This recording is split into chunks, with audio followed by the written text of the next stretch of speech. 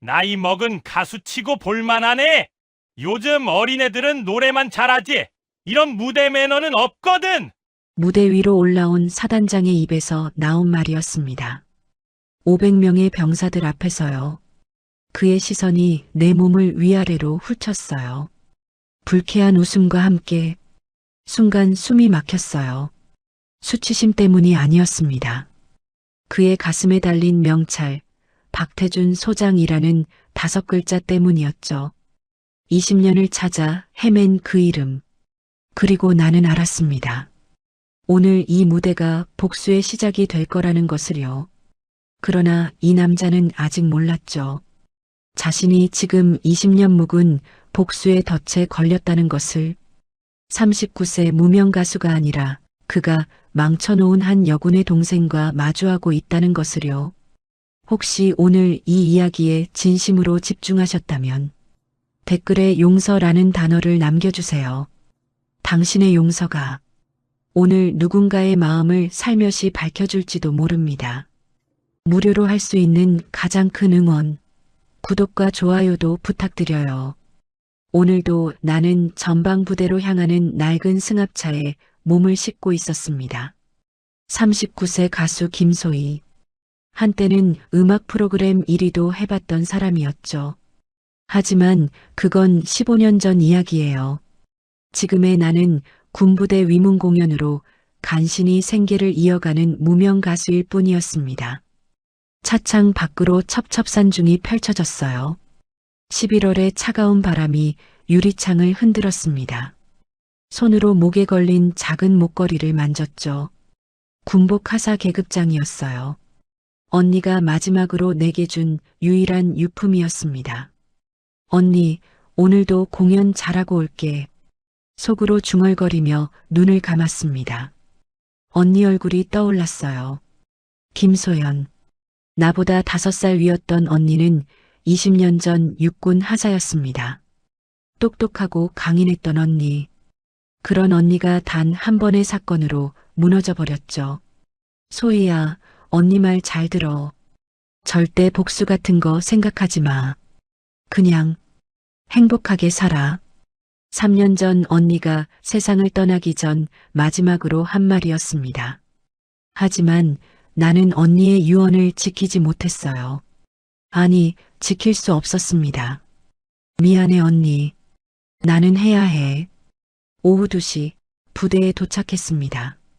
제5사단 예하 부대였어요. 젊은 병사들이 무대 설치를 돕고 있었습니다. 나는 익숙한 동작으로 음향 체크를 시작했죠. 선생님, 분장실 이쪽입니다. 한 병사가 안내했습니다. 낡은 컨테이너 건물 한쪽에 마련된 임시 분장실이었어요. 거울 앞에 앉아 화장을 시작했습니다. 파운데이션을 바르며 거울 속 내 얼굴을 바라봤어요. 39세. 주름이 생기기 시작한 눈과 화장으로 가려지는 다크서클. 나이든 가수라는 말이 틀린 건 아니었습니다. 하지만 그 말을 듣는 건 여전히 아팠어요. 괜찮아. 익숙해졌잖아. 립스틱을 바르며 스스로를 달랬습니다. 5년 전부터 군부대 공연을 다니며 수없이 들었던 말들이었죠. 예전만 못하네. 요즘은 누가 알아? 그래도 나이에 비해 관리는 잘했네. 그런 말들에 웃으며 대답하는 법도 배웠습니다. 하지만 오늘은 달랐어요. 오늘 이 부대에 온 건 단순한 공연 때문이 아니었습니다. 오후 4시 무대 위에 섰습니다. 병사들의 환호가 들려왔어요. 진심인지 의례적인 건지 구분은 안 됐지만 상관없었습니다. 나는 프로니까요. 안녕하세요. 가수 김소희입니다. 첫 곡을 시작했습니다. 15년 전 히트곡이었어요. 노래를 부르는 동안만큼은 모든 걸 잊을 수 있었습니다. 음악이 몸을 타고 흐르고 관객들의 시선이 느껴지고 무대 위의 조명이 따뜻했죠. 세 곡을 마치고 마지막 멘트를 준비하던 순간이었습니다. 갑자기 무대 옆에서 누군가 올라오기 시작했어요. 군복을 입은 장교였습니다. 별이 2개 달린 계급장. 소장이었죠. 아니, 사단장이었습니다. 수고하셨습니다, 선생님. 사단장이 마이크를 빼앗듯이 잡았습니다. 50대 중반쯤 되어 보이는 얼굴. 준수한 외모에 카리스마가 넘쳤어요. 병사들이 일제히 박수를 쳤습니다. 우리 장병들을 위해 이렇게 먼 곳까지 와주셔서 감사합니다. 형식적인 인사였지만 무언가 불편한 느낌이 들었어요. 그의 눈빛이 이상했습니다. 그런데 말이죠. 사단장이 나를 위아래로 훑어봤습니다. 그 시선이 불쾌했어요. 나이 먹은 가수치고는 볼만하네요. 요즘 젊은 애들은 노래만 잘하지 이런 무대 매너가 없거든요. 병사들이 웃었습니다. 어떤 웃음이었을까요? 재미있어서? 아니면 상관 앞에서 웃어야 해서? 심장이 빨리 뛰기 시작했어요. 얼굴이 뜨거워졌습니다. 하지만 웃어야 했어요. 프로니까요. 감사합니다, 사단장님. 가까스로 입을 열었습니다. 목소리가 떨리지 않도록 조심했죠. 아, 그리고 행정관. 사단장이 무대 아래를 향해 말했습니다. 공연료 말인데 우리 예산이 빠듯해서요. 예정된 금액에서 30% 정도 깎으면 안 될까요? 숨이 멎는 것 같았어요. 공연료를 무대 위에서 병사들 앞에서 사단장님 그건 계약서에 계약서는 알아요. 하지만 우리도 어려운 형편이잖아요. 선생님 같은 분이라면 이해해 주시겠죠? 나라를 위해 봉사하는 마음으로. 나라를 위해 봉사? 손이 떨렸습니다. 목에 걸린 계급장이 차갑게 느껴졌어요. 침착해. 지금은 참아. 하지만 그 순간 사단장의 얼굴을 똑바로 보게 됐습니다. 턱선, 눈매, 코의 모양, 심장이 멈췄어요. 설마 언니가 남긴 일기장에 그려놓았던 스케치, 20년 전 신고했던 그 남자의 얼굴, 내가 5년 동안 전국의 군부대를 돌며 찾아 헤맨 그 사람, 박태준. 이름표가 눈에 들어왔습니다. 가슴에 단 명찰, 박태준 소장. 바로 그 사람이었어요. 온몸이 얼어붙었습니다. 동시에 뜨거운 무언가가 치솟아 올랐죠. 분노, 아니면 기쁨, 드디어 찾았다는 안도감. 선생님, 괜찮으세요? 얼굴이 안 좋아 보이는데. 박태준이 내 어깨에 손을 올렸습니다. 그 손길이 역겨웠어요. 언니가 느꼈을 공포와 혐오가 그대로 전해지는 것 같았습니다. 괜찮습니다. 겨우 입을 열었습니다. 목소리가 갈라졌어요. 그럼 공연료 건은 협의 부탁드립니다. 수고하셨어요. 박태준이 무대에서 내려갔습니다. 병사들의 박수 소리가 들렸지만 아무것도 제대로 들리지 않았어요. 무대에서 내려와 분장실로 돌아왔습니다. 문을 닫는 순간 무릎에 힘이 풀렸어요. 바닥에 주저앉았습니다. 손으로 계급장을 꽉 쥐었습니다. 금속의 차가움이 손바닥에 박혔죠. 언니, 찾았어. 드디어 찾았어. 눈물이 날 것 같았지만 참았습니다. 울 시간이 없었어요. 지금은 계획을 세워야 할 때였습니다. 가방에서 오래된 공책을 꺼냈어요. 5년 동안 모아온 정보들이 빼곡히 적혀 있었습니다. 이제 마지막 페이지를 채울 시간이었죠. 박태준, 제5사단장, 소장, 펜으로 이름을 적으며 다짐했습니다. 이제 시작이야. 창밖으로 해가 지고 있었습니다. 차가운 11월의 바람이 창문을 흔들었어요. 어둠이 내리기 시작했습니다. 복수의 서막이 오르고 있었습니다. 공연을 마치고 부대를 나선 건 저녁 7시쯤이었습니다. 차 안에 홀로 앉아 있었어요. 운전기사님이 말을 걸어왔지만 제대로 대답하지 못했습니다. 머릿속이 복잡했거든요. 박태준, 저 사람이 맞아. 틀림없어. 가슴이 두근거렸어요. 5년 동안 찾던 사람을 드디어 만났다는 사실이 실감나지 않았습니다. 차는 서울로 향했습니다. 창밖으로 어둠이 깔린 산길이 펼쳐졌어요. 헤드라이트 불빛만이 앞을 비추고 있었죠. 손으로 목걸이를 만졌습니다.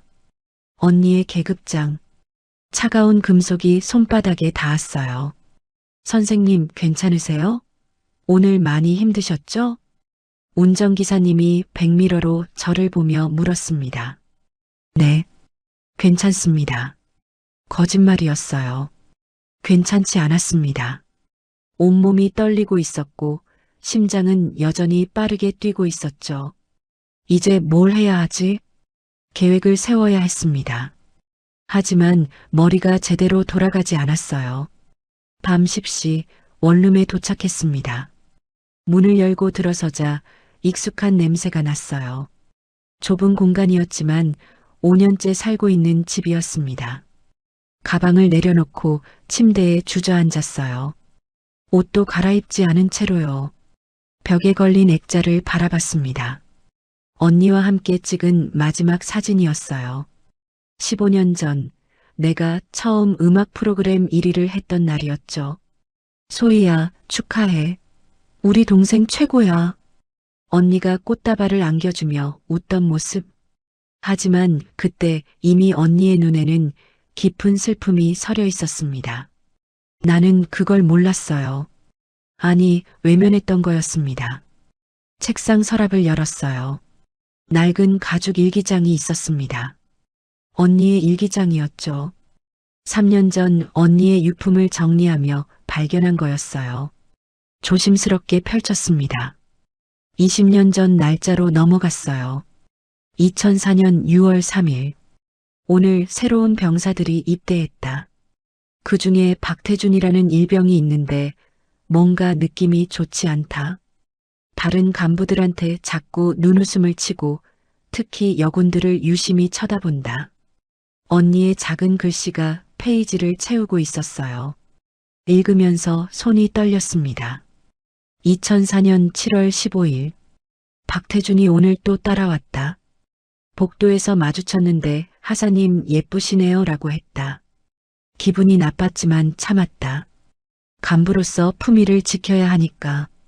2004년 8월 22일. 오늘 간부 회식이 있었다. 술에 취한 박태준이 내 옆에 앉았다. 자꾸 말을 걸고 내 손을 만지려고 했다. 피했더니 하사 주제에 건방지다고 했다. 화가 났지만 참았다. 문제를 키우고 싶지 않았다. 페이지를 넘기는 손이 떨렸어요. 다음 내용을 알고 있었지만 읽을 때마다 가슴이 찢어지는 것 같았습니다. 2004년 9월 8일. 오늘 밤. 쓰기도 싫다. 하지만 기록해야 한다. 증거로 남겨야 하니까. 밤 11시쯤 막사로 돌아가려는데 박태준이 나타났다. 술을 마신 것 같았다. 하사님, 얘기 좀 하자고 했다. 거절했더니 갑자기 내 팔을 잡았다. 놓으세요라고 했지만 듣지 않았다. 나를 벽으로 밀어붙이고 입술에 키스하면서 바지 속으로 손이 들어왔다. 밀쳐냈다. 그랬더니 화를 내며 여자가 남자 꼬시고 다니더니 막상 되니까 빼는 거야?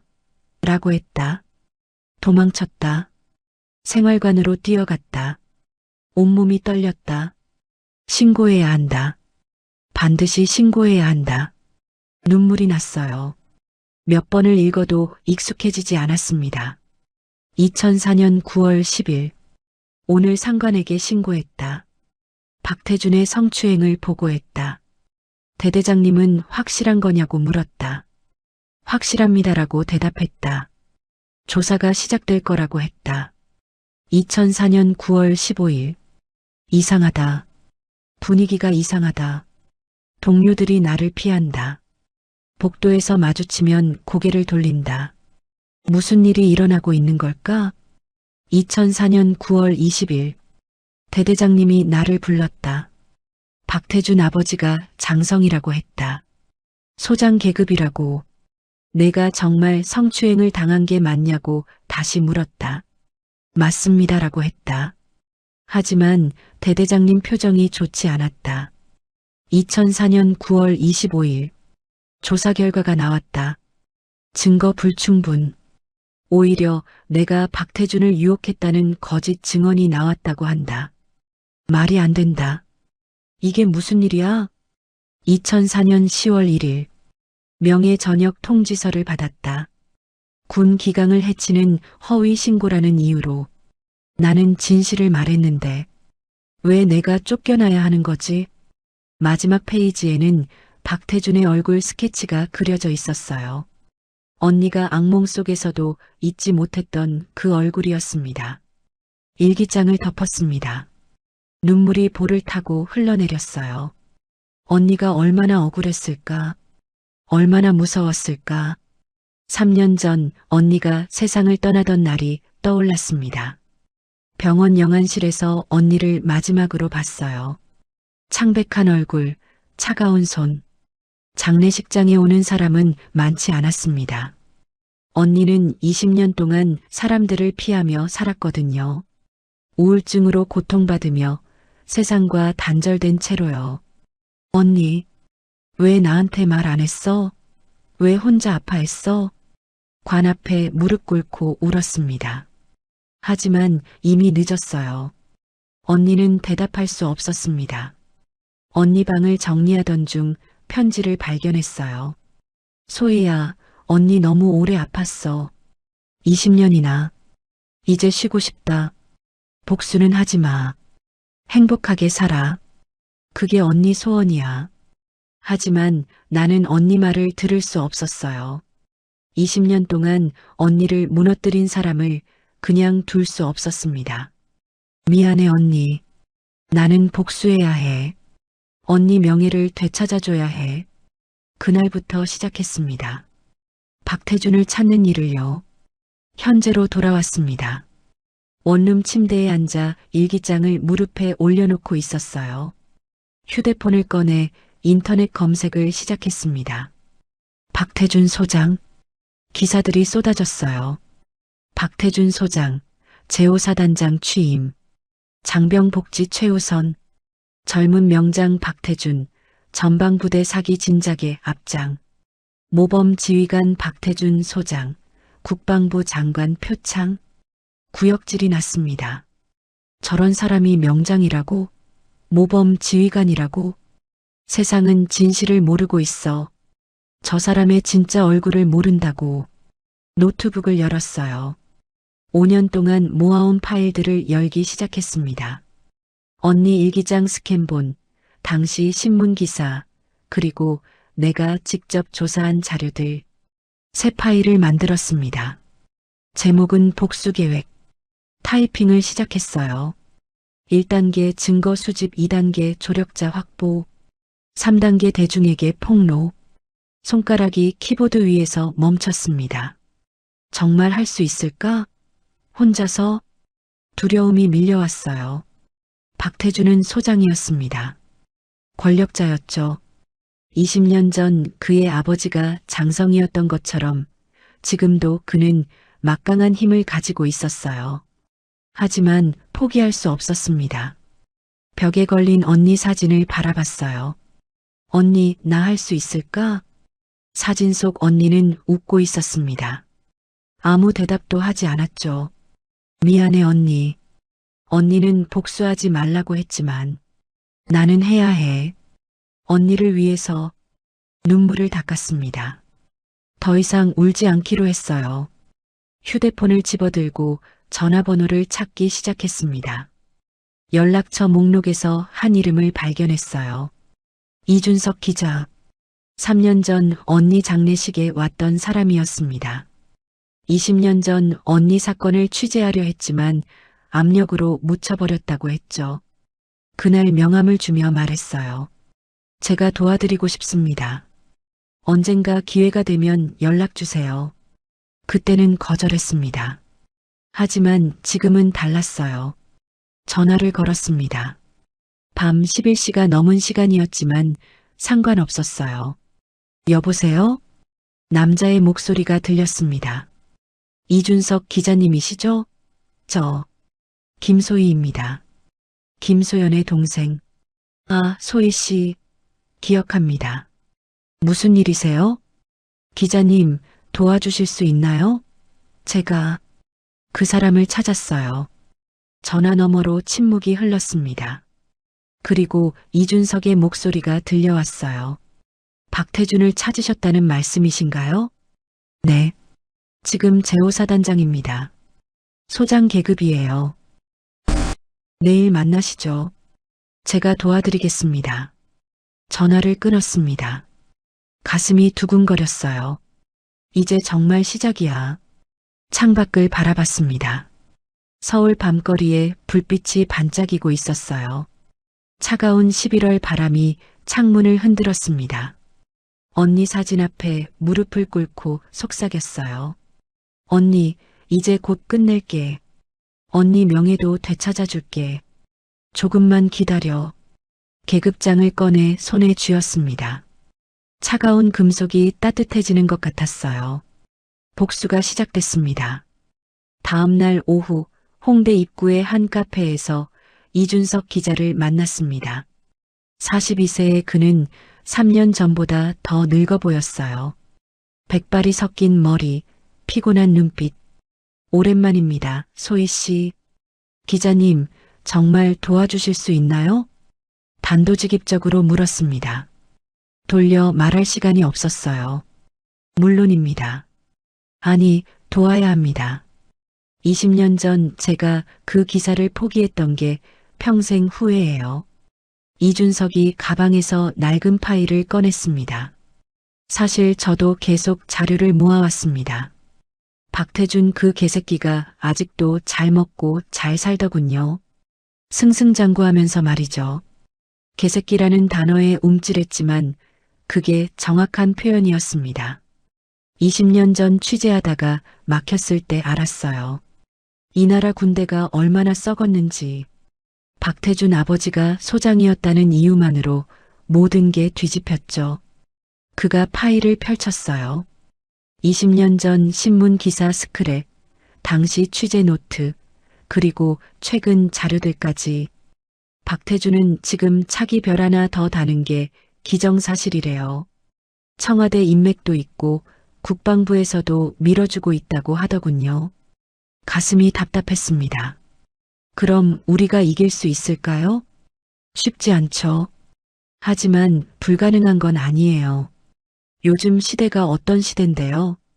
SNS로 한 방이면 끝입니다. 이준석이 노트북을 열었어요. 일단 계획을 세워봅시다. 소혜 씨, 그 부대에 다시 갈 수 있나요? 공연 요청만 하면 됩니다. 제가 직접 부대에 연락하면 안 돼요. 너무 티나요. 제가 다른 경로로 추진하죠. 2주 후쯤 그 부대 창설 기념일이 있어요. 위문 공연 하나쯤은 충분히 끼워 넣을 수 있습니다. 2주. 시간이 너무 짧았어요. 아니, 아직도 너무 긴 시간이었습니다. 그 안에 뭘 준비해야 하나요? 증거요. 20년 전 자료만으로는 부족해요. 현재 박태준의 비리나 추가 범죄 증거가 필요합니다. 그때 카페 문이 열렸습니다. 30대 초반으로 보이는 여성이 들어왔어요. 군복을 입고 있었습니다. 대위 계급장이 보였죠. 늦어서 죄송합니다. 그녀가 우리 테이블로 다가왔습니다. 소혜 씨, 이분이 강민재 대위예요. 현재 제호사단에서 복무 중이시죠? 내 눈이 커졌어요. 제호사단이요? 그럼, 네. 박태준 사단장 부대에 있습니다. 강민재가 의자에 앉으며 씁쓸하게 웃었어요. 저도 피해자거든요. 뭐라고요? 3개월 전부터요.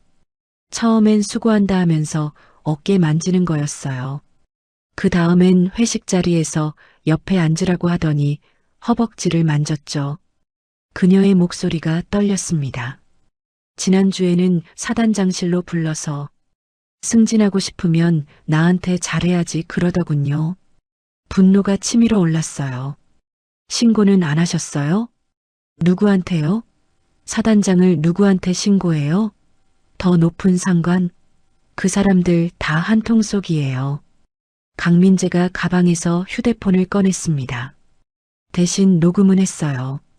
지난주 사단장실에서 한 말들 다 녹음했습니다. 정말요? 들어보실래요? 그녀가 재생 버튼을 눌렀어요. 박태준의 목소리가 흘러나왔습니다. 강대위, 왜 그렇게 딱딱하게 굴어? 우리 좀 친하게 지내자고. 사단장님, 불편합니다. 불편하다고? 내가 너 승진시켜줄 수도 있는데 이런 태도 보이면 곤란하지. 여군은 원래 부드러워야 하는 거 아냐? 사단장님, 이건 쉿. 말대꾸하지 마. 내가 여기서 계속 일하고 싶으면 말이야. 내 말 잘 들어야 돼. 알겠어? 녹음이 멈췄습니다. 카페 안이 조용했어요. 손이 떨렸습니다. 20년 전 언니가 당했던 일이 지금도 반복되고 있었던 거예요. 이 개새끼가 입 밖으로 튀어나온 말이었습니다. 강민재가 놀란 눈으로 저를 봤어요. 죄송해요. 제가 너무... 아니에요. 저도 그렇게 생각해요. 개새끼 맞아요. 강민재의 눈에 눈물이 고였습니다. 전 군인이 되고 싶어서 사관학교 갔어요. 나라를 지키고 싶었어요. 근데 정작 저를 지켜주는 사람은 아무도 없더라고요. 이준석이 노트북에 뭔가를 적기 시작했어요. 좋아요. 이 녹음 파일이면 충분합니다. 20년 전 사건과 현재 성희롱을 연결하면 기자님, 내가 끼어들었습니다. 저 그냥 폭로하는 거 말고 다른 방법 없을까요? 더 확실하게, 더 극적으로. 저 개새끼가 완전히 무너지는 걸 보고 싶어요. 이준석과 강민재가 나를 바라봤습니다. 무슨 생각이 있으신가요? 2주 후 공연 때요. 무대 위에서 직접 폭로하고 싶어요. 생중계로요. 무대 위에서요? 네. 500명 병사들 앞에서 박태준 그 개새끼 앞에서 직접 말하고 싶어요. 당신이 20년 전 우리 언니한테 무슨 짓을 했는지라고요.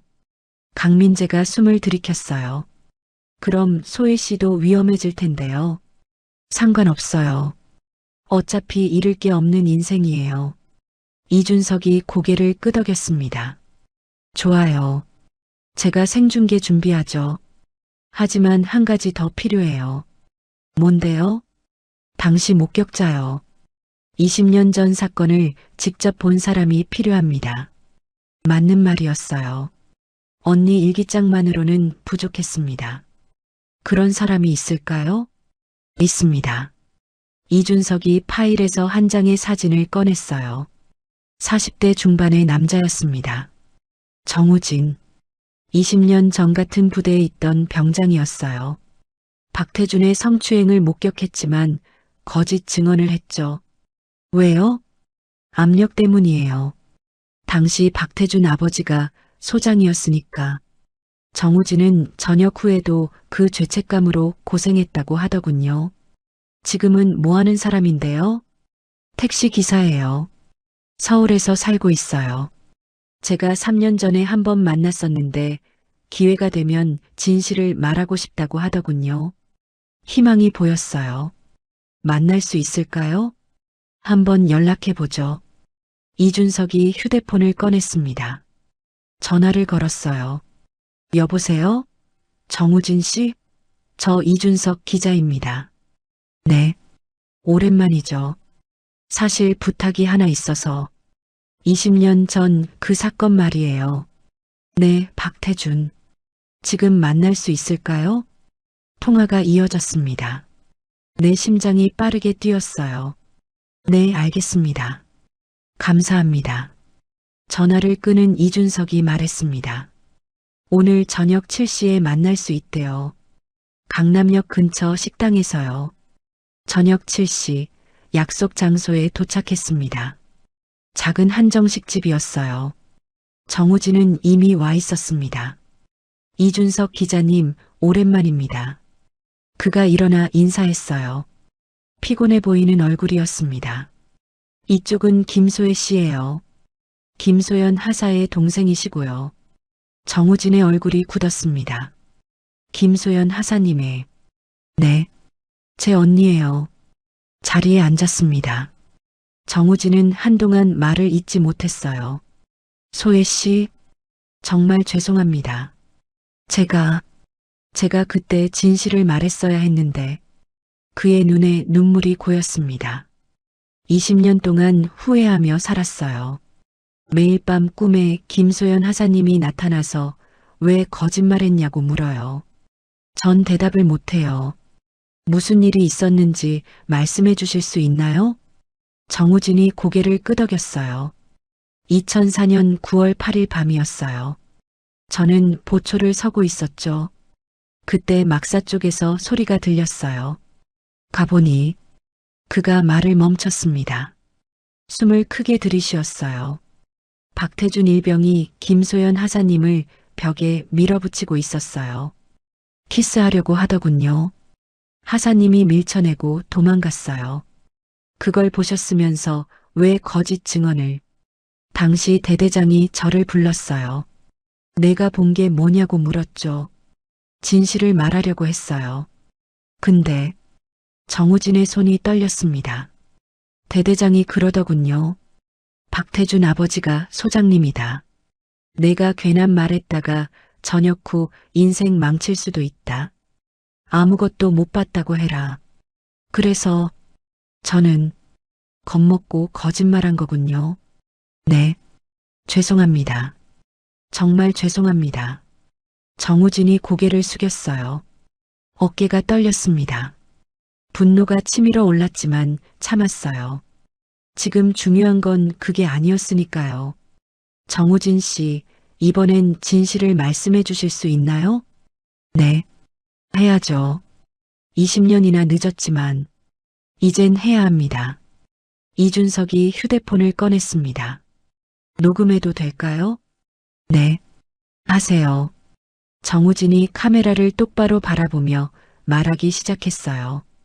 저 정우진은 2004년 9월 8일 밤 박태준 일병이 김소연 하사를 성추행하는 것을 목격했습니다. 하지만 압력에 못 이겨 거짓 증언을 했습니다. 20년 동안 죄책감에 시달렸고 이제라도 진실을 밝히고자 합니다. 녹음이 끝났습니다. 감사합니다.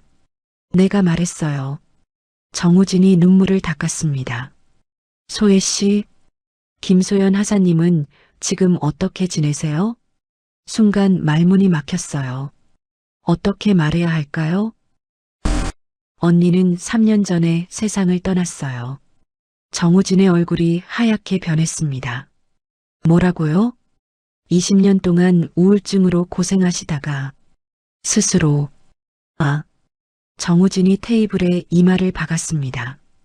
흐느끼기 시작했어요. 제 잘못입니다. 다 제 잘못이에요. 제가 그때 진실을 말했으면 하사님이 그렇게 되지 않았을 텐데 이제라도 도와주시면 됩니다. 내가 그의 어깨에 손을 올렸어요. 2주 후 제5사단에서 공연이 있어요. 그때 진실을 폭로할 거예요. 함께 해주시겠어요? 정우진이 고개를 들었습니다. 눈물 범벅인 얼굴로 고개를 끄덕였어요. 네, 하겠습니다. 뭐든지 하겠습니다. 식당을 나와 밤거리를 걸었습니다. 차가운 11월 바람이 불었어요. 이준석이 말했습니다. 이제 준비는 다 된 것 같네요. 소혜 씨 증언, 강민재 대위 녹음, 정우진 씨 목격담, 여기에 언니 일기장까지 충분할까요? 충분해요. 아니, 충분하게 만들어야죠. 손으로 목걸이를 만졌습니다. 언니의 계급장이었어요. 언니, 이제 2주만 기다려. 곧 끝낼게. 그때 휴대폰이 울렸습니다. 모르는 번호였어요. 여보세요? 김소혜 가수님이시죠? 제5사단 행정관입니다. 심장이 쿵 내려앉았어요. 네, 맞습니다. 2주 후 우리 부대 창설 기념일 공연 관련해서요. 부대 사정상 공연이 취소됐습니다. 뭐라고요? 공연이 취소됐다고요? 목소리가 떨렸어요. 이럴 수가 없었습니다. 네. 부대 사정상 어쩔 수 없이요. 양해 부탁드립니다. 이유가 뭔데요? 2주 전에 확정됐잖아요. 상부 지시사항이라서. 자세한 건 저도. 전화가 끊겼습니다. 손에서 휴대폰이 떨어질 뻔했어요. 무슨 일이에요? 이준석이 물었습니다. 공연 취소됐대요. 부대 사정상이래요. 젠장. 이준석이 욕을 내뱉었어요. 박태준 그 개새끼가 눈치챈 거예요. 소희 씨가 뭔가 준비하고 있다는 걸. 가슴이 답답했습니다. 2주 동안 준비한 게 다 무너지는 순간이었어요. 그럼 어떻게 해요? 이대로 포기해야 해요? 포기는 무슨 포기를? 다른 방법을 찾아야죠. 하지만 어떤 방법이 있을까요? 공연이 없으면 박태준을 만날 기회도 없었어요. 그때 이준석의 휴대폰이 울렸습니다. 여보세요? 아, 강 대위님. 네. 뭐라고요? 이준석의 표정이 변했어요. 놀란 듯 그러면서도 희망적인 표정이었습니다. 정말요? 확실해요. 알겠습니다. 내일 만나죠. 전화를 끊은 이준석이 말했습니다. 강민재 대위한테서 연락 왔어요. 뭔가 중요한 정보를 찾았다는데 직접 만나서 얘기하자고 하네요. 다음 날 오후 다시 같은 카페에서 만났습니다. 강민재는 긴장한 표정이었어요. 공연 취소 소식 들었어요. 박태준이 직접 지시했어요. 어떻게 아세요? 어제 사단장실 앞을 지나가다 들었어요. 박태준이 행정관한테 소리 지르더라고요. 강민재가 목소리를 낮췄습니다. 김소혜 그년 절대 부대에 못 들어오게 해. 뭔가 꼬시는 것 같으니까 아예 차단해버려. 이렇게 말하더군요. 분노가 치밀었어요. 그 개새끼가. 그게 다가 아니에요. 강민재가 가방에서 USB를 꺼냈습니다. 어젯밤 사단장실에 서류 전달하러 갔다가 컴퓨터가 켜진 걸 봤어요. 박태준이 급하게 화장실 간 사이에 USB에 파일을 복사했죠. 뭐가 들어있는데요? 20년 전 사건 기록이요. 박태준이 증거 인멸하려고 모아둔 파일들이에요. 그리고 그녀가 숨을 들이켰어요. 성추행 피해자 명단이 있어요. 지난 20년 동안 박태준이 건드린 여군들 리스트요. 제 이름도 있고 소연 언니 이름도 있고 총 17명이에요. 17명이나요? 손이 떨렸습니다. 언니만 당한 게 아니었어요. 20년 동안 17명의 여성이 피해를 입었다는 거였습니다. 이 개새끼는 진짜 더 이상 말이 나오지 않았어요. 이준석이 USB를 받아들었습니다. 이거면 충분해요. 아니, 충분하고도 남아요. 하지만 공연이 취소됐는데 어떻게? 다른 방법이 있어요. 강민재가 말했습니다. 다음 주 목요일 국방부 장관이 부대 시찰 온대요. 박태준이 요즘 승진 앞두고 있어서 완전히 난리예요. 언론도 따라온다고 하더군요. 이준석의 눈이 빛났어요. 그때를 노리는 거군요. 네. 장관 환영식이 야외 훈련장에서 열려요. 병사 1000명 이상 모인대요. 언론 카메라도 최소 5대는 올 거고요. 소희 씨가 그 자리에 들어갈 수 있을까요? 있어요. 강민재가 또 다른 서류를 꺼냈습니다. 환영 공연 명단이에요. 군악대 공연 후에 특별 순서가 하나 있어요. 격려 메시지 전달이라고 되어 있는데 사실 그냥 형식적인 거거든요. 제가 행정관한테 부탁해서 소희 씨를 넣을게요. 행정관이 들어줄까요? 들어줄 거예요. 제가 그 사람 약점을 알거든요. 강민재의 표정이 어두워졌어요. 그 사람도 나쁜 놈이에요. 군수품 비리 저지르고 있어요. 제가 증거 가지고 있다고 하면 들어줄 거예요. 민재 씨, 괜찮아요. 이 썩은 조직 다 뒤집어 엎고 싶어요. 진짜로요. 그녀의 눈에 결연한 의지가 보였습니다. 5일 후 정우진에게서 전화가 왔습니다. 소희 씨, 저 하나 더 찾았어요. 뭐요? 당시 사건 담당했던 헌병이요. 이재훈이라고 지금은 전역해서 대전에 살아요. 제가 연락했더니 만나주겠대요. 정말요? 네. 그 사람도 20년 동안 죄책감에 시달렸다고 하더라고요. 진실을 밝히고 싶대요. 희망이 보이기 시작했어요. 같이 만나러 갈까요? 네. 이번 주말에 대전 가죠. 주말 대전역 근처 식당에서 이재훈을 만났습니다. 47세의 그는 작은 식당을 운영하고 있었어요. 20년 전 생각하면 아직도 잠을 못 자요. 이재훈이 말문을 열었습니다. 저는 헌병이었어요. 김소연 하사가 신고했을 때 조사를 담당했죠. 명백한 성추행 사건이었어요. 증거도 있었고 목격자도 있었고 그런데 왜? 상부에서 압력이 들어왔어요. 박태준 아버지가 누군지 아느냐? 이 사건 묻어라 그러더군요. 안 그러면 내군 생활이 끝난다고 협박했어요. 그래서 묻은 거예요? 네. 비겁했어요. 제 보신 때문에 한 사람 인생을 망쳤어요. 이재훈이 눈물을 흘렸습니다. 김소연 하사한테 정말 미안해요.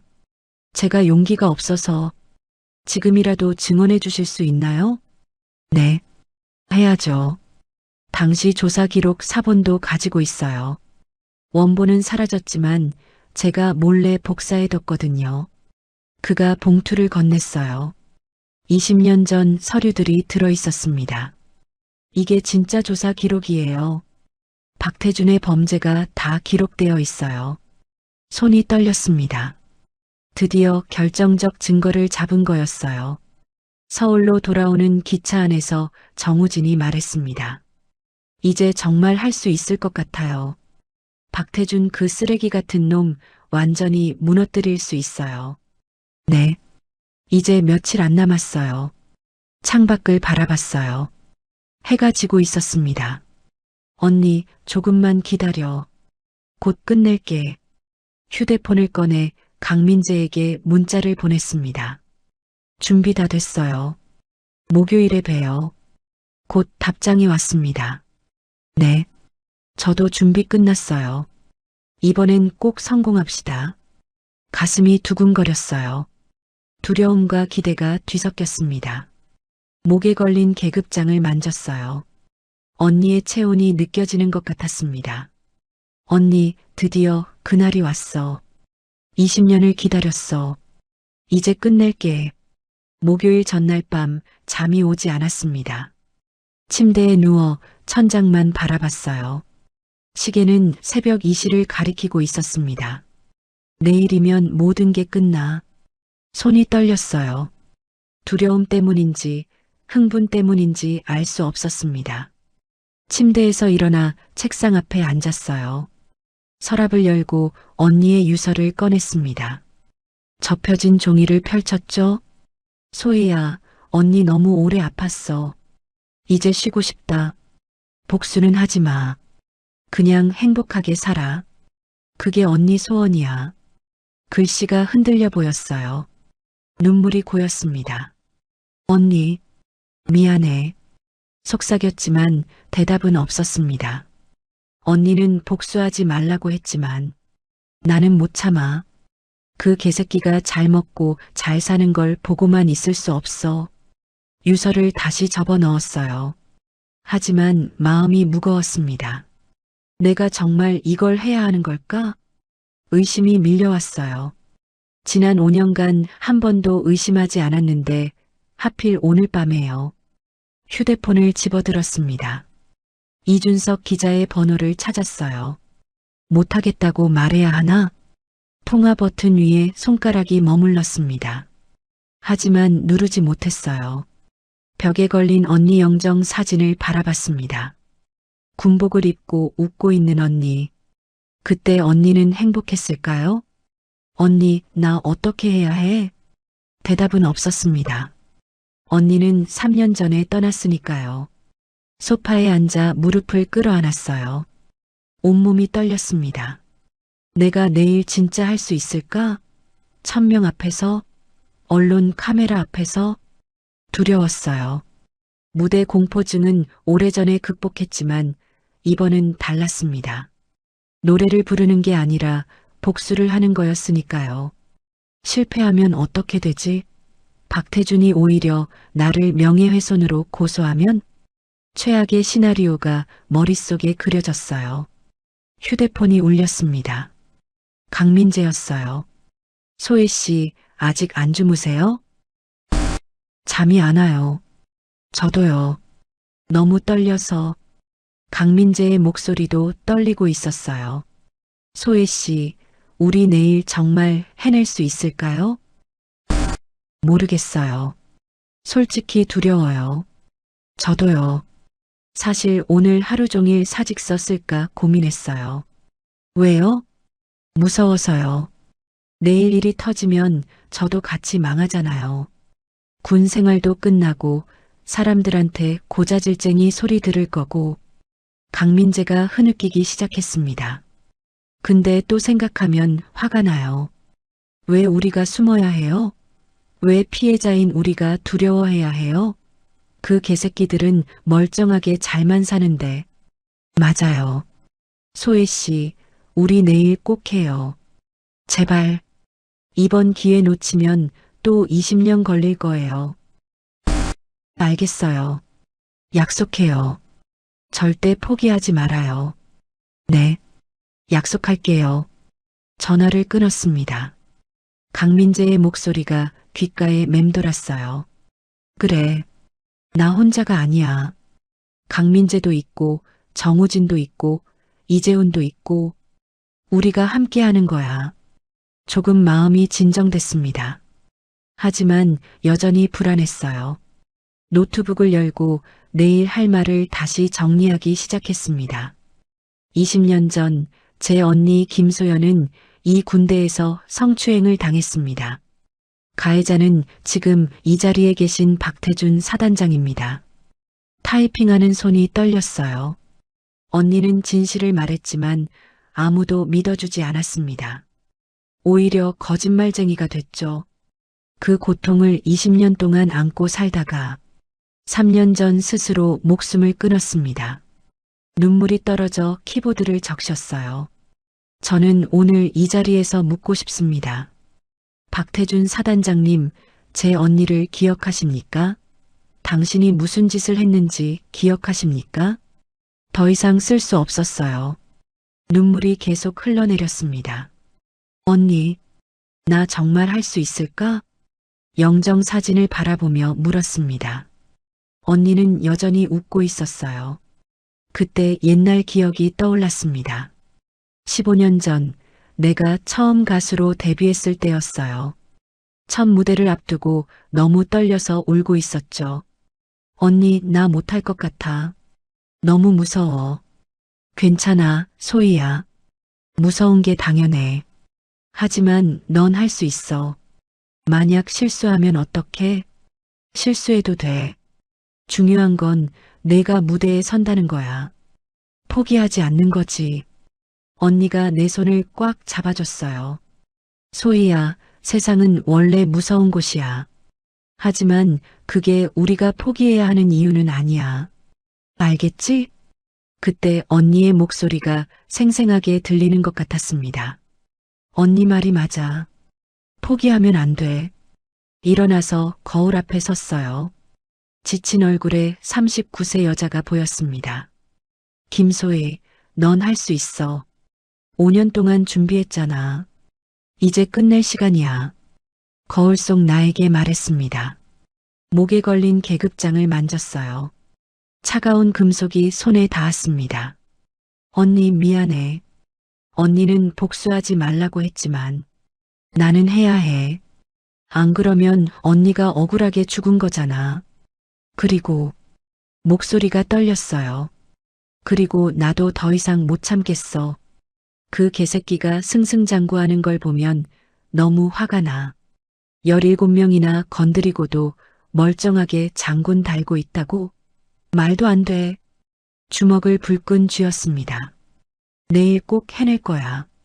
그 개새끼 얼굴에 똥 칠해줄 거야. 언론 카메라 앞에서 완전히 망신시켜줄 거라고. 분노가 두려움을 밀어냈어요. 침대에 다시 누웠습니다. 이번엔 눈이 감겼어요. 내일이면 끝이야. 드디어 끝나. 새벽 6시 알람이 울렸습니다. 일어나서 샤워를 했어요. 옷장에서 가장 단정한 옷을 꺼내 입었습니다. 거울을 보며 화장을 했어요. 평소보다 더 신경 써서요. 오늘은 무대에 서는 날이니까요. 마지막으로 언니 영정 앞에 섰습니다. 언니 다녀올게. 꼭 성공해서 돌아올게. 계급장을 목에 걸었어요. 언니가 함께하는 기분이었습니다. 현관문을 열고 나서는 순간 결심이 굳어졌어요. 이제 돌아갈 수 없어. 가는 거야. 오전 10시 제5사단 정문 앞에 도착했습니다. 검문소에서 헌병이 신분증을 확인했어요. 방문 목적이 어떻게 되시나요? 환영식 격려 메시지 전달건으로 왔습니다. 명단을 보던 헌병의 표정이 굳었어요. 잠시만요. 그가 어디론가 전화를 걸었습니다. 뭔가 이상한 느낌이 들었어요. 죄송합니다. 명단에 없으신데요. 그럴 리 없어요. 분명 강민재 대위님이 등록했다고. 확인해 봤는데 없습니다. 돌아가 주세요. 심장이 쿵 내려앉았어요. 휴대폰을 꺼내 강민재에게 전화를 걸었습니다. 받지 않았어요. 계속 걸었죠. 여전히 받지 않았습니다. 이상해. 뭔가 잘못됐어. 다시 헌병에게 말했습니다. 행정관한테 연락 좀 해주세요. 분명 실수가 있을 거예요. 됐습니다. 명단에 없으면 출입 불가입니다. 제발요. 정말 중요한 일이에요. 다른 차량들 방해하고 계십니다. 비켜주세요. 뒤에서 차 경적 소리가 들렸어요. 어쩔 수 없이 차를 빼야 했습니다. 주차장에 차를 세우고 다시 강민재에게 전화를 걸었어요. 이번에도 받지 않았습니다. 대체 무슨 일이야? 그때 이준석 기자에게서 전화가 왔어요. 소희 씨, 큰일 났어요. 무슨 일인데요? 강민재 대위가 긴급 전출됐어요. 오늘 새벽에. 뭐라고요? 제주도 부대래요. 박태준 그 개새끼가 뭔가 눈치챈 거예요. 온몸이 얼어붙었습니다. 그럼 어떻게 해요? 일단 제가 부대 안으로 들어가 있어요. 언론 신분증으로요. 소혜 씨는? 저도 들어갈 방법을 찾아야 해요. 하지만 명단에 없으면 아무 방법이라도 써야죠. 전화를 끊고 정문을 바라봤어요. 삼엄한 경비였습니다. 어떻게 들어가지? 그때 한 무리의 사람들이 정문으로 들어가고 있었어요. 민간인 복장의 사람들이었습니다. 저기요, 저분들은 누구예요? 헌병에게 물었습니다. 국방부 관계자분들이요. 왜요? 국방부 관계자들 틈에 끼어 들어갈 수 있을까? 무모한 생각이었지만 다른 방법이 없었어요. 조심스럽게 그 무리 뒤를 따라갔습니다. 헌병이 단체로 신분증을 확인하고 있었어요. 1명, 2명 통과했습니다. 내 차례가 다가왔어요. 신분증 주세요. 심장이 터질 것 같았어요. 신분증을 건넸습니다. 국방부 관계자 아니시네요? 저는 여기서 뭐 하시는 거예요? 나 그 사람 알아. 뒤에서 목소리가 들렸어요. 돌아보니 한 남자가 서 있었습니다. 50대 중반쯤 되어 보였어요. 국방부 홍보관 최민석입니다. 이분은 제 지인이에요. 아, 그러시군요. 들어가세요. 헌병이 길을 열어줬습니다. 믿을 수 없었어요. 안으로 들어가자 최민석이 작은 소리로 말했습니다. 김소혜 가수님 맞으시죠? 이준석 기자한테 부탁받았어요. 제가 도와드릴게요. 감사합니다. 하지만 조심하세요. 박태준이 완전히 날뛰고 있어요. 당신 입국 차단하려고 온갖 짓을 다 했더라고요. 알겠습니다. 훈련장으로 향했습니다. 이미 1000명이 넘는 병사들이 정렬해 있었어요. 단상에는 박태준이 서 있었습니다. 그와 눈이 마주쳤어요. 박태준의 얼굴이 굳었습니다. 날 알아봤어. 박태준이 옆에 있던 보좌관에게 뭔가 속삭였어요. 보좌관이 급하게 어디론가 뛰어갔습니다. 시간이 없어. 빨리 움직여야 해. 이준석을 찾았습니다. 언론석에 카메라를 설치하고 있었어요. 기자님, 소희 씨, 어떻게 들어왔어요? 국방부 홍보관이 도와줬어요. 근데 박태준이 접었어요. 젠장, 서둘러야겠네요. 그때 단상에서 방송이 나왔습니다. 잠시 후 국방부 장관님께서 도착하십니다. 모두 정렬해 주시기 바랍니다. 검은색 승용차 여러 대가 훈련장으로 들어왔어요. 가운데 차에서 국방부 장관이 내렸습니다. 박태준이 거수경례를 했습니다. 박태준 소장, 제5사단장입니다. 수고하고 있습니다. 장관이 악수를 했어요. 카메라 플래시가 터졌습니다. 환영식이 시작됐어요. 군악대 공연, 장관 훈시, 격려사. 4차례가 다가오고 있었습니다. 그때 2명의 헌병이 다가왔어요. 김소혜 씨 맞으시죠? 따라오시죠. 왜요? 무단 출입 혐의로 조사받으셔야 합니다. 무단 출입이 아니에요. 저는 말씀 안 들으시면 강제로 모시겠습니다. 헌병이 내 팔을 잡았어요. 안 돼. 지금 끌려가면 모든 게 끝나. 놓으세요. 저 할 말이 있어요. 조용히 하세요. 소란 피우면 공무집행 방해로. 장관님, 들어주세요. 큰 소리로 외쳤습니다. 주변 사람들이 일제히 돌아봤어요. 국방부 장관이 이쪽을 바라봤습니다. 박태준의 얼굴이 하얗게 변했어요. 저 여자 당장 끌어내. 박태준이 소리쳤습니다. 무슨 일입니까? 장관이 물었어요. 아무것도 아닙니다, 장관님. 정신병자가 하나 침입했네요. 정신병자라고요? 내가 소리쳤습니다. 저는 가수 김소희입니다. 할 말이 있어서 왔어요. 할 말? 장관님, 저 여자 말 듣지 마세요. 완전히 미친. 20년 전 제 언니가 이 부대에서 성추행을 당했습니다. 순간 훈련장이 조용해졌어요. 가해자는 지금 저기 서 계신 박태준 사단장입니다. 박태준이 비틀거렸어요.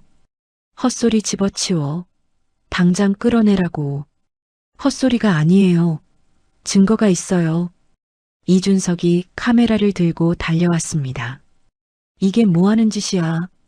박태준이 달려들려 했지만 헌병들이 막았어요. 사단장님, 진정하십시오. 국방부 장관이 손을 들었습니다. 일단 들어봅시다. 무슨 일인지. 장관님, 저 여자 말 들으시면 안 됩니다. 박 사단장, 조용히 하시죠. 장관의 목소리가 차갑게 변했어요. 계속 말씀하세요. 나를 향해 말했습니다. 숨을 크게 들이쉬었어요. 이제 돌이킬 수 없었습니다. 제 언니 김소연은 20년 전 이곳에서 하사로 복무했습니다. 박태준이 당시 일병이었을 때 언니를 성추행했어요. 언니가 신고했지만 아무도 믿어주지 않았죠. 거짓말이야. 그런 일 없었어. 박태준이 소리쳤습니다. 있었어요. 증거도 있고 증인도 있어요. 이준석이 서류 뭉치를 꺼냈어요. 20년 전 조사 기록입니다. 그리고 당시 목격자 진술서도 있습니다. 그게 다 조작이에요. 저 미친년이 꾸며낸 거라고. 미친년이라고요? 내가 한 걸음 다가갔어요.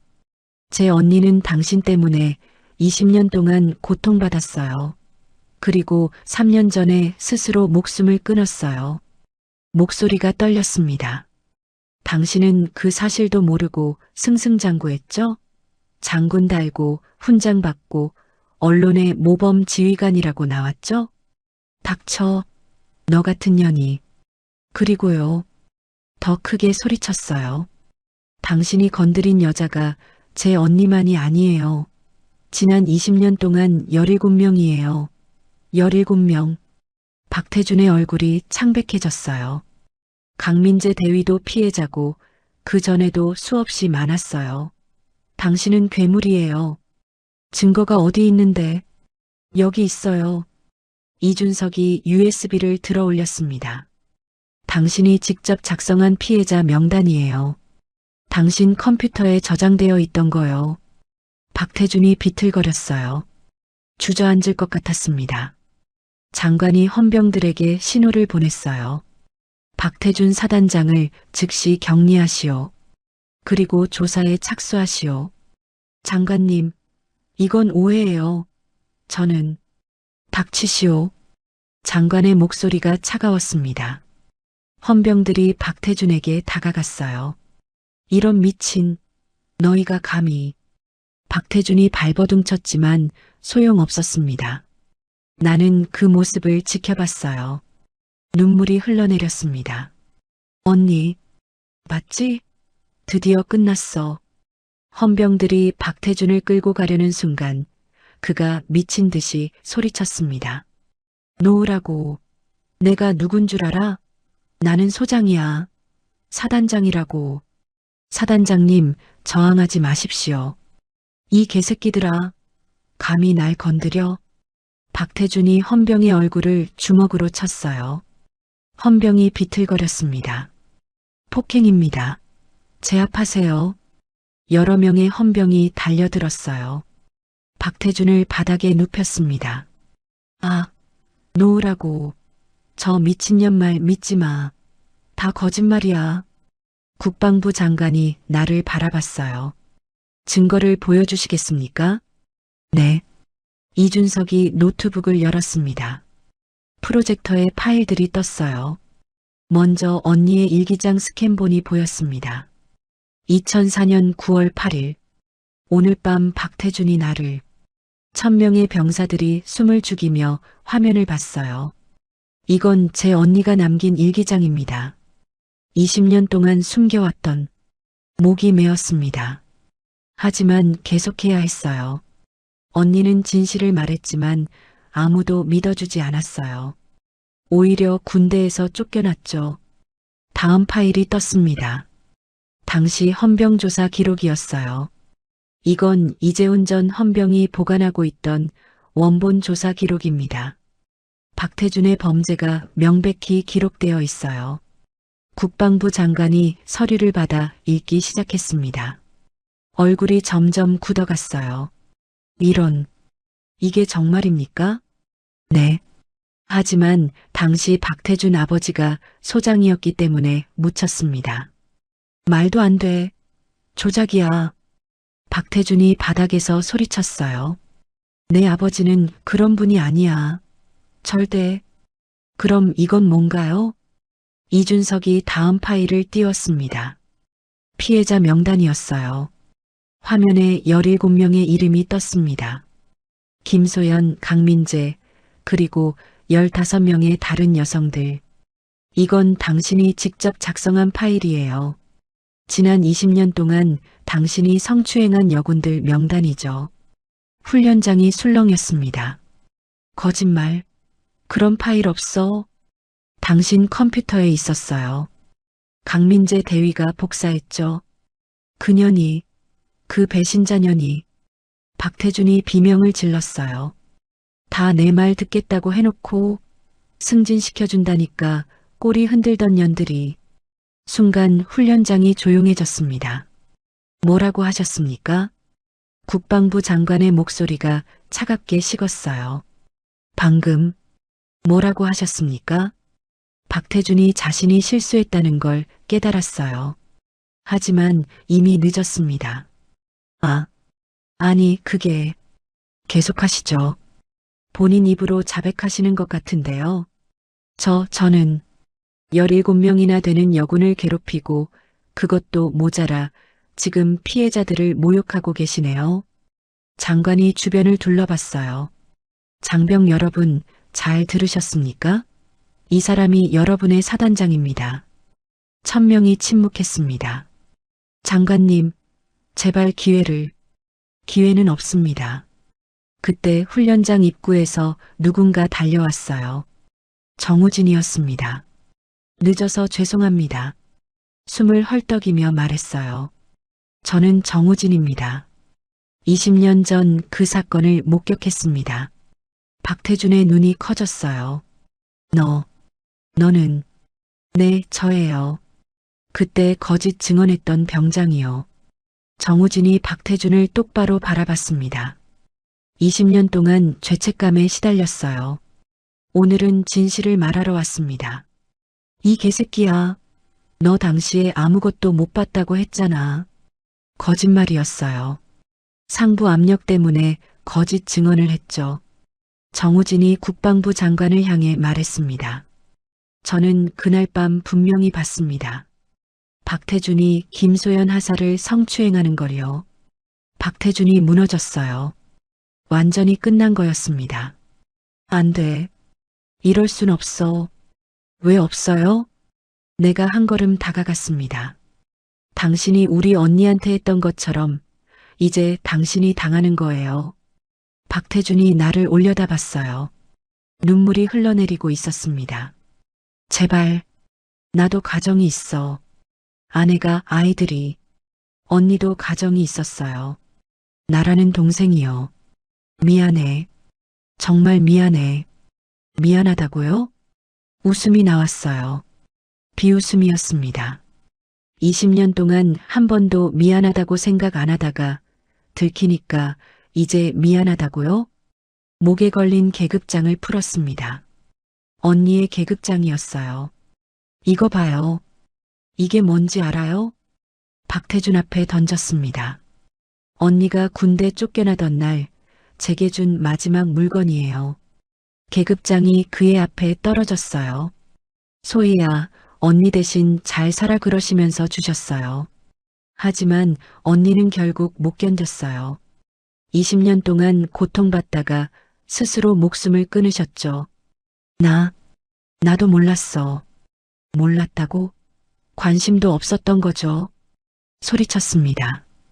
당신은 언니 인생 망쳐놓고 멀쩡하게 승진하고 장군 달고 또 다른 여자들 괴롭히면서 살았잖아요. 미안하다니까? 미안하면 다해요? 언니 돌아와요? 17명의 피해자들 상처가 아물어요? 박태준이 대답하지 못했어요. 국방부 장관이 서류를 내려놓았습니다. 박태준 소장, 즉각 보직 해임입니다. 그리고 군검찰에 조사 의뢰하겠습니다. 장관님, 더 이상 말씀하지 마십시오. 당신은 군인의 명예를 더럽혔습니다. 헌병들이 박태준을 일으켰어요. 끌고 가시죠. 박태준이 끌려가면서 마지막으로 나를 봤습니다. 이게 다 내 잘못이야. 내가 날 망쳤어. 내가 당신을 망친 게 아니에요. 당신이 스스로 망한 거죠. 그가 완전히 사라질 때까지 지켜봤습니다. 훈련장이 조용했어요. 1000명이 숨죽이고 있었습니다. 국방부 장관이 마이크를 잡았어요. 장병 여러분, 오늘 부끄러운 일을 목격했습니다. 하지만 이것이 우리가 바꿔야 할 군대입니다. 박수가 터져 나왔습니다. 작게 시작했지만 점점 커졌어요. 이준석이 다가왔습니다. 해냈어요, 소희 씨. 네, 해냈네요. 그제야 눈물이 쏟아졌습니다. 참았던 모든 게 한꺼번에 터져 나왔어요. 정우진이 다가와 어깨를 두드렸어요. 소연 하사님께 이제 편히 쉬시라고 전해주세요. 네, 그럴게요. 하늘을 올려다봤습니다. 맑은 가을 하늘이었어요. 언니 봤지? 우리 이겼어. 한 달이 지났습니다. 박태준은 군검찰 조사를 받고 구속됐어요. 성추행, 직권남용, 증거인멸 혐의였습니다. 언론은 매일 이 사건을 다뤘죠. 명문 장군 가문의 추락, 박태준 소장 구속 20년 묻혔던 진실, 한 여성의 용기가 밝혀내 군대 내 성폭력, 이제는 바뀌어야. 휴대폰에 전화가 쏟아졌습니다. 방송국, 신문사, 잡지사 모두 인터뷰를 요청했어요. 하지만 거절했습니다. 아직 마음이 정리되지 않았거든요. 오늘은 언니 산소를 찾아가는 날이었습니다. 3년 만에 가는 거였어요. 차를 몰고 경기도 외곽으로 향했습니다. 11월 말에 추운 바람이 불었어요. 묘지에 도착했습니다. 언니의 묘비 앞에 섰어요. 김소연 1979-2021 간단한 비문이었습니다. 언니가 원했던 거였죠. 무릎을 꿇고 앉았어요. 준비해온 꽃다발을 놓았습니다. 언니, 나야. 목소리가 떨렸습니다. 늦었지? 3년 만에 오네. 미안해. 바람이 나뭇가지를 흔들었어요. 언니 다 끝났어. 박태준 그 개새끼 감옥 갔어. 눈물이 나왔습니다. 20년 걸렸어. 너무 늦었지? 언니가 살아있을 때 해줬어야 했는데. 손으로 묘비를 쓰다듬었어요. 차가운 돌이었습니다. 언니, 나 요즘 유명해졌어. TV에도 나오고 신문에도 나고. 쓴 웃음이 났어요. 웃기지? 15년 동안 무명이었는데 복수하고 나니까 유명해졌어. 이게 맞는 건가 싶기도 하고. 가방에서 작은 상자를 꺼냈습니다. 계급장이 들어있었어요. 이거 언니한테 돌려줄게. 내가 빌려 쓴 거니까. 묘비에 계급장을 걸었습니다. 언니 명예도 회복됐어. 국방부에서 공식 사과했고 언니 군복 명예도 돌려받았어. 하지만 그게 뭐가 중요할까요? 언니는 이미 없는데요. 언니, 솔직히 말할게. 나 지금 행복하지 않아. 처음으로 속마음을 꺼냈습니다. 복수는 성공했어. 그 개새끼 망쳤고 세상이 진실을 알았고 내 노래도 히트했어. 근데 목이 메었어요. 근데 언니는 안 돌아오잖아. 내가 아무리 성공해도 언니는 이미 없잖아. 엉엉 울었습니다. 참았던 모든 게 터져나왔어요. 미안해 언니. 내가 진작 알았어야 했는데 언니가 얼마나 아파했는지. 한참을 울고 나서야 정신을 차렸습니다. 주머니에서 휴대폰을 꺼냈어요. 음원 사이트를 열었습니다. 실시간 차트 1위 김소의 마이너스 언니에게. 그날 훈련장에서 부르려고 준비했던 노래였어요. 언니가 좋아했던 곡이었죠. 영상이 바이럴되면서 음원까지 차트 1위에 올랐습니다. 언니, 내 노래 1위 했어. 15년 만에. 묘비를 어루만졌어요. 근데 이상해. 예전에는 1위 하는 게 꿈이었는데 지금은 별로 기쁘지가 않아. 바람이 더 세게 불었습니다. 낙엽이 굴러다녔어요. 언니 유서에 뭐라고 썼는지 알아? 복수하지 말고 행복하게 살아 그랬잖아. 웃음이 났어요. 슬픈 웃음이었습니다. 나 언니 말 안 들었어. 복수했어? 근데 알았어. 언니가 왜 그런 말 했는지. 고개를 들어 하늘을 봤어요. 복수해도 행복하지 않거든. 그 개새끼 망해도 내 마음은 안 채워져. 한참을 앉아 있었습니다. 시간이 얼마나 지났는지 몰랐어요. 휴대폰이 울렸습니다. 이준석 기자였어요. 소희 씨, 좋은 소식 있어요. 무슨 소식인데요? 강민재 대위 제주도에서 돌아온대요. 국방부에서 부당 전출 취소했다고 하네요. 정말요? 네.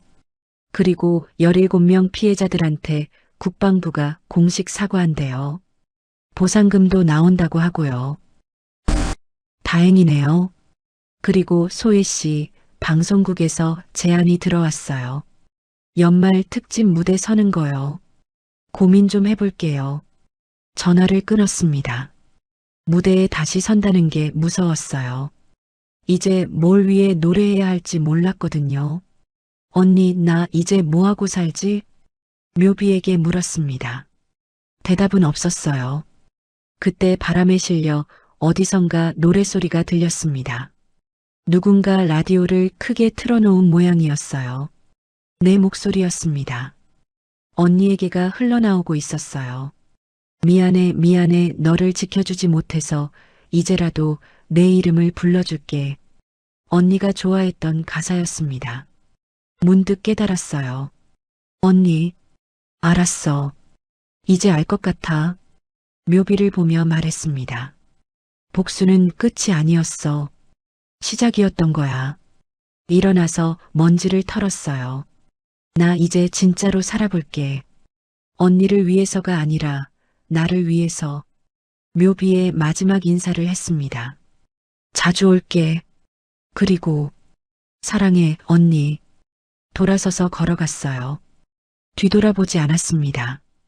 차에 올라타 시동을 걸었습니다. 라디오가 켜졌어요. 지금 1위 곡은 김소희의 언니에게입니다. 20년 묻혔던 진실을 밝힌 용기 있는 가수죠. DJ의 목소리가 들렸습니다. 청취자 한 분이 문자 보내주셨는데요. 저도 직장에서 부당한 일을 당했는데 김소혜 씨 보고 용기 얻었어요. 고소하기로 했습니다. 라고 하시네요. 가슴이 뭉클했어요. 또 다른 분은 제 언니도 비슷한 일을 겪었는데 이제라도 위로받는 기분입니다. 라고 눈물이 났습니다. 하지만 이번에는 슬픈 눈물이 아니었어요. 언니가 겪은 일이 헛되지 않았구나. 집으로 돌아가는 길에 휴대폰을 꺼냈습니다. 방송국 담당자에게 문자를 보냈어요. 연말 무대 하겠습니다. 2달 후 연말 시상식 무대 위에 섰습니다. 화려한 조명, 수천 명의 관객, 그리고 카메라. 15년 전 처음 1위 했을 때 서봤던 무대였어요. 하지만 그때와는 다른 기분이었습니다. 안녕하세요. 가수 김소희입니다. 마이크를 잡았어요. 오늘 부를 노래는 언니에게입니다. 이 노래는 제 인생에서 가장 소중한 사람을 위한 곡이에요. 객석이 조용해졌습니다. 3년 전 떠난 제 언니에게 바칩니다. 음악이 시작됐어요. 피아노 선율이 흘러나왔습니다. 노래를 부르기 시작했어요. 이번에는 울지 않았습니다. 또렷한 목소리로요. 무대 위 스크린에 언니 사진이 떴어요. 군복 입은 모습이었습니다. 관객들이 휴대폰 불빛을 켰어요. 객석이 별빛으로 가득 찼습니다. 노래를 부르며 생각했어요. 언니, 이제 편히 쉬어. 나는 이제 괜찮아. 마지막 구절을 불렀습니다. 이제는 안녕 사랑했어. 음악이 멈췄어요. 잠시 침묵이 흘렀습니다. 그리고 폭발하는 박수 소리. 객석에서 누군가 소리쳤어요. 김소희, 사랑해요. 힘내세요. 눈물이 났습니다. 하지만 웃고 있었어요. 무대에서 내려와 대기실로 돌아갔습니다. 거울 앞에 앉아 화장을 지웠어요. 맨 얼굴에 나를 봤습니다. 39세, 주름진 눈과 지친 얼굴. 하지만 처음으로 평온해 보였어요. 이제 시작이야. 진짜 내 인생의 시작. 휴대폰을 꺼내 언니 사진을 열었습니다. 마지막으로 한 번 더 봤어요. 잘 가 언니. 이제 정말 안녕. 사진을 닫았습니다. 창밖으로 겨울밤 하늘이 보였어요. 별이 반짝이고 있었습니다. 복수는 끝났지만 삶은 계속됐습니다. 그리고 나는 이제 알았어요. 언니가 원했던 건 복수가 아니라 내가 행복하게 사는 거였다는 것을요. 오늘 이야기 어떠셨나요? 혹시 지금 당신 주변에도 그날의 무대가 필요한 사람이 있지는 않나요? 침묵이 미덕이라던 시대는 지났습니다. 20년이 걸렸지만 결국 진실은 밝혀졌고 한 사람의 용기가 17명의 피해자를 구했습니다. 당신이라면 소희처럼 나설 수 있었을까요? 복수는 끝이 아니라 새로운 시작이었습니다. 정의는 늦을 수 있지만 결코 사라지지 않습니다. 지금까지 인생은 옆집 사연이었습니다. 감사합니다.